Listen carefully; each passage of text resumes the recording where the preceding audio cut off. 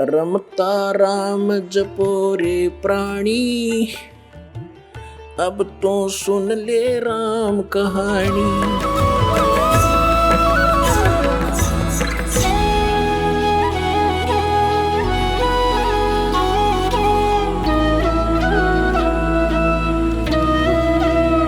अब क्या बताते हैं कि इतनी अच्छी अच्छी पोस्ट तूने प्राप्त की, इंद्र बना, ब्रह्मा विष्णु महेश तक की पदवी आपने प्राप्त की, और फिर जन्म मृत्यु में जैसे ये ब्रह्मा कुमारी पंथ है। श्री लेखराज ये सुनार का काम करता था बंबई में, और वहां कोई सत्संग हो रहा था, इनके गुरु सत्संग कर रहे थे। एकदम इसमें कोई और आत्मा आएगी जो कभी किसी जन्म में वो कोई शिव पद पर रहा था, और वो एकदम बेहोश हो गया, यूं आंख लाल लाल होगी, फिर बोलने लगा शिव हम, मैं शिव हूं, मैं शिव। और भूत बोला। अब जैसे बताऊं, एक बार एक गांव का सरपंच मर गया, भूत बन गया, और वो आके किसी में प्रवेश करके बोले और बैठ के कुर्सी पर नो, मैं सरपंच हूँ फलाना, आओ इधर कराओ साइन मेरे। अब वो अब भी अपने आप को सरपंच मान रहा था।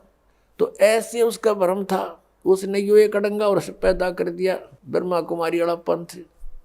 अब भगवान आवे और दूसरे में बोलेगा, वो कहा माइया बोलने लग गया बुढ़िया में। भगवान ने किसी के बॉडी की जरूरत नहीं है, उसका सहयोग लेकर उसमें बोले। तो काल का विधान है, स्वयं भी ऐसे ही बोलता है, और इसके देवता भी ऐसे ही किसी में प्रवेश करके बोलते हैं। अब प्रश्न चल रहा है कि हम जो साधना करते थे, इस शास्त्र विधि त्याग का जो मनमाना हम आचरण करते थे, वो साधना हमारी व्यर्थ थी, और वो पूजाएं हमारी ठीक नहीं थी। हम इन साधनाओं को हम ये समझ रहे थे कि इनसे हमें लाभ भी हो रहा है, और हम सुखी हैं।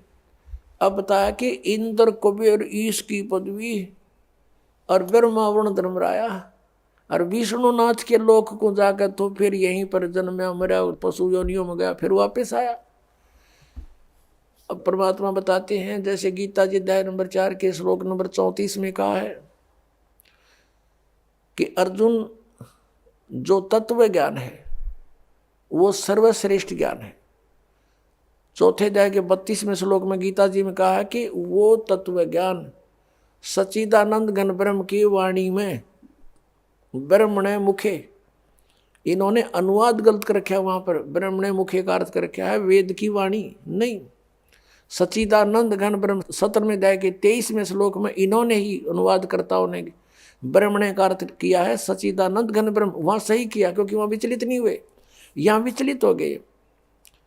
तो यहाँ इसका अर्थ है कि जो धार्मिक अनुष्ठानों, यज्ञों की जानकारी, यज्ञ कहो धार्मिक अनुष्ठान कहो, इनकी विशेष विस्तृत जानकारी सच्चिदानंद घन ब्रह्म ने अपने मुख से आकर बोली होती है। ब्रह्म ने मुखे, मुख से, और उस वाणी में जो कुछ लिखा है विस्तृत वर्णन, वो तत्व ज्ञान है। और उस तत्व ज्ञान को तत्वदर्शी संतों के पास जाकर समझ। चौथे अध्याय के 32 और 34 का निष्कर्ष है ये।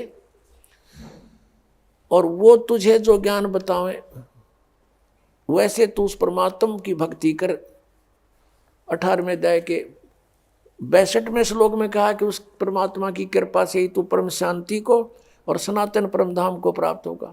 गीता ज्ञानदाता कहता अपने विषय में, चौथे अध्याय के 5वें श्लोक में और 9वें श्लोक में, दूसरे अध्याय के 12वें श्लोक में, 10वें अध्याय के दूसरे श्लोक में, कि तेरे और मेरे बहुत जन्म हो चुके, तू नहीं जानता मैं जानता हूं। इससे सिद्ध है कि ब्रह्म की साधना ये ब्रह्म है। और 8वें अध्याय के 13वें श्लोक में कहता है मेरा ओम मंत्र है, नथिंग एल्स। तो इस गीता ज्ञानदाता की साधना ओम नाम के जाप से करने से साधक भी जन्म मृत्यु में, और ये भगवान भी जन्म मृत्यु में, प्रभु भी, स्वामी भी। इसलिए ये कह रहा है कि उस तत्व ज्ञान को जानने वाले तत्वदर्शी संत को खोज, फिर वो बताओ वैसे साधना कर।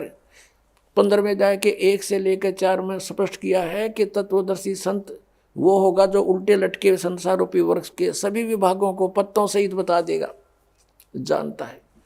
उसके पश्चात परमेश्वर के उस परम पद की खोज करनी चाहिए। 15वें अध्याय के 4 श्लोक में कहा है उस परमेश्वर के परम पद की खोज करनी चाहिए, जहां जाने के बाद साधक फिर लौटकर कभी संसार में नहीं आते।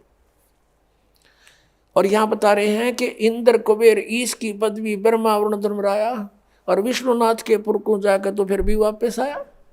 ये क्या साधना खा करी तुमने?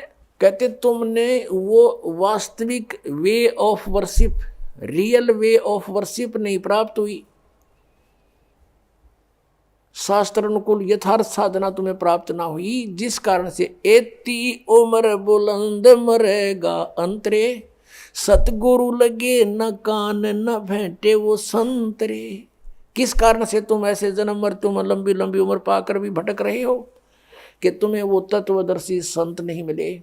यजुर्वेद अध्याय नंबर 40 के श्लोक नंबर 10 से लेकर 13 तक स्पष्ट किया है कि कोई तो परमात्मा को जन्म लेने वाला संभवात कहता है और कोई असंभवात के वो जन्म नहीं लेता, निराकार है। कहते ये यथार्थ ज्ञान भी कि भगवान कैसा है, कैसे आता है, कैसे जाता है, क्या करता है, वो तत्वदर्शी संत बताओगे, उनसे सुनो। तो गीता ज्ञानदाता और वेद ज्ञानदाता एक है, वो ब्रह्म है, यहाँ भी ब्रह्म है। यजुर्वेद अध्याय नंबर 40 के मंत्र 15 में वेद ज्ञानदाता कहता है कि मेरा एक ओम नाम है, ओम करतु समर किलबे समर करतुम समर। ओम नाम का जाप काम करते करते श्रवण करो, विशेष कसक के साथ श्रवण करो और मनुष्य जीवन का परम कर्तव्य जान के इसका श्रवण करो। इससे क्या होगा कि वायु अनिलम अमृतम अथिदम भस्मांतम शरीरम। जब तू शरीर छोड़कर जाएगा, तेरा शरीर नष्ट होगा, तब तुझे इस ओम से मिलने वाला अमर पद यानी ब्रह्मलोक प्राप्त हो जाएगा। यजुर्वेद 40वें अध्याय के 17वें श्लोक में स्पष्ट कर दिया। 40वां अध्याय अंतिम अध्याय है यजुर्वेद का और 17वां मंत्र अंतिम लास्ट मंत्र है। इसमें स्पष्ट कर दिया, वेद ज्ञानदाता कहता है कि वो परमात्मा तो प्रोक्ष है, वो तो गुप्त है। जैसे उल्टे लटके हुए संसार रूपी वृक्ष को जड़ तो ऊपर है और तीनों शाखा नीचे है। 15वें अध्याय के 1 से 4 में कहा है। अब जैसे पृथ्वी से बाहर पेड़ दिखाई देता है तो जड़ें प्रोक्ष होती हैं, गुप्त होती हैं, बाहर का हिस्सा पेड़ कहलाता है। ऐसे बताया है कि वो 40वें अध्याय के 17वें श्लोक में यजुर्वेद में कि वो परमात्मा पूर्ण परमात्मा तो ऊपर प्रोक्ष है, गुप्त है, और मैं ब्रह्म हूँ, मैं ब्रह्मलोक में रहता हूँ, मेरा ओम नाम है।